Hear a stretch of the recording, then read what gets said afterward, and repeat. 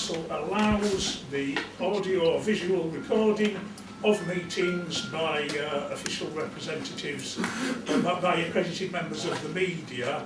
By accredited members of the media, I take that to mean, following government instruction, citizen journalists. So anyone who regards themselves as a citizen journalist, please feel free to record this meeting.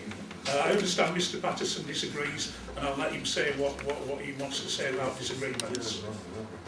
Now, all I can say is what we mean by accredited media organisations, and that isn't anyone who might describe themselves as assistant journalists, because if you're self-described, then by definition it's self-accreditation. That's actually not what members meant when we talk about accredited journalists. Our view is that accredited journalists, accredited media organisations, they're either held press cards, and they're certainly subject to some form of redress for their journalism, whether that's through the police complaints, the Press Complaints Commission, or some other body like that. So my view is that the council's rules do not permit you as chairman to that widely permit recording.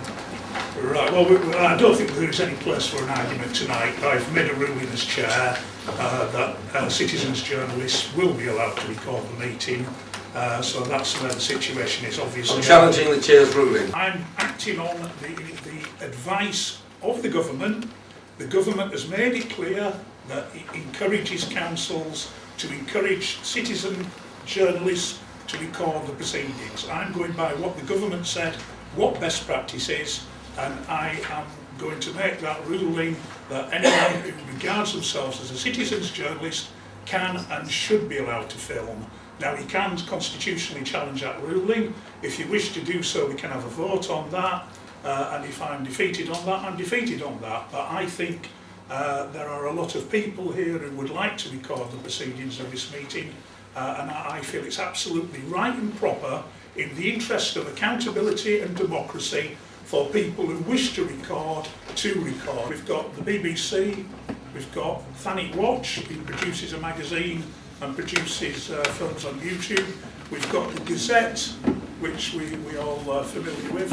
So in my opinion, we've got three well-established organisations who cannot be anything other than accredited. I just feel it'd be very hard to say no to the BBC, for example. What are we doing here? I mean, you can't say the BBC are not accredited. The situation, I think, is delicate insofar as the decision should be a council decision, which is not a decision for individual scrutiny. And as such, I would feel much happier if we put the whole discussion of what's accredited, what isn't accredited, back into the forum of full council. Because I don't think we have the right, as Ovian scrutiny, to make the decision for our council colleagues who are not here today. We can decide tonight. I mean, I've got the notes in front of me here, and it said the chairman can agree to allow the recording of this meeting by accredited media organisations. We've got three organisations here. It's not rocket science. The BBC, the Gazette, and the Thanet Watch. Three organisations who produce professionally journalism for sale.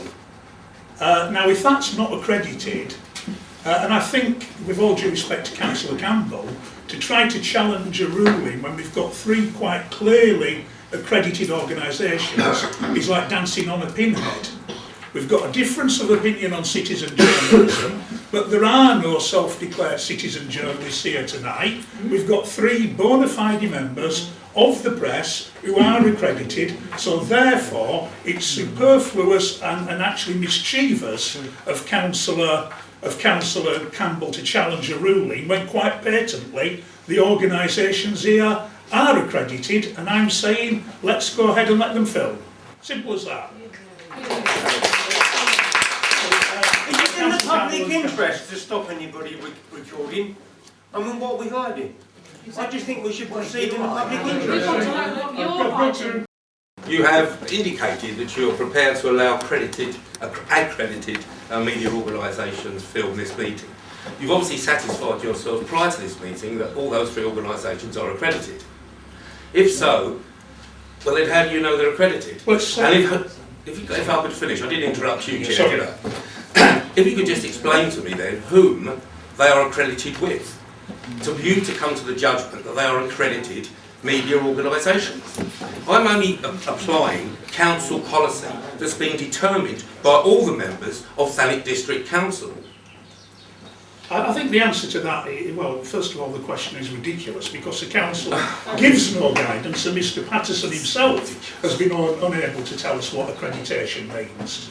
So we're not going to be going here and asking for people to show the credentials. I think the very fact, and I've already said it once and you probably weren't listening, the very fact that these organisations produce for sale journalism is sufficient to me that they're accredited. They are professional journalists. Go to the vote. Aye. I proposed it, it's been formally seconded, it's on the table. Right. Let's go to the vote. I propose we move to the vote. Right, so the motion on the table is that my ruling has been challenged. I'll take all those in favour of that motion, please show. 3, 4. Those against? Any abstentions?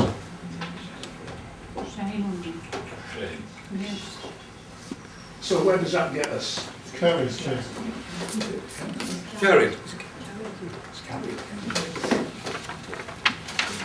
This is rather bizarre because that vote has actually put us in a position against the council's rules.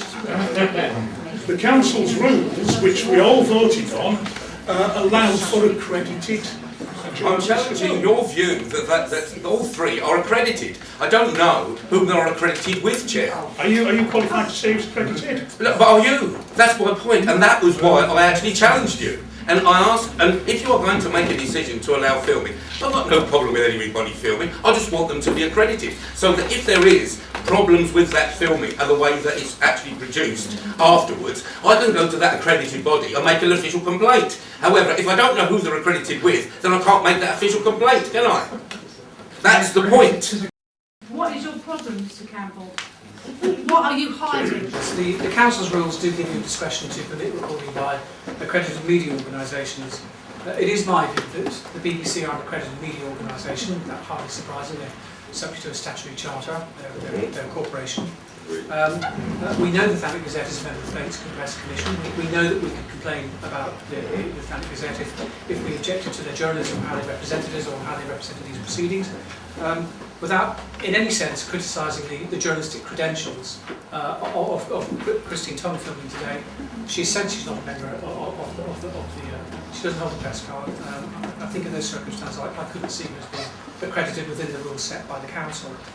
So having said that, of course, members have decided to overrule your discretion and not permit any recording, and they've also decided to proceed to next business. So I don't see any circumstances in which that decision is able to be revisited. I'm sorry.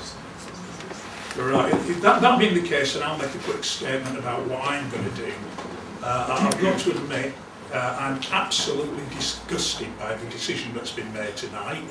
I think it says a lot about the culture of Thanet Council and Thanet councillors that they won't allow themselves to be accountable to the people who put them in the office. I think that decision stinks, and these people should be ashamed of themselves. I find my position untenable as chairman of the meeting tonight. I think it's a ridiculous decision that's been made. I'm going to stand down as chairman for this meeting, and I'm just going to sit in the back to listen to the proceedings. And I think this really is a day of shame for Thanet District Council. I'm chair of the meeting. I've already said that I couldn't care less one way or the other. It's of absolutely no consequence to me. If any member has any strong objection to being anything they're saying being filmed, Meeting is over. I don't have an objection, but I think as a matter of principle, this committee has voted not. And I think if we have a vote, it should be respected, and we should respect our own decision. can I ask you then, Christine, to stop filming, please? Yeah. Will I get thrown out if I carry on? I'm afraid so, yes. Yeah.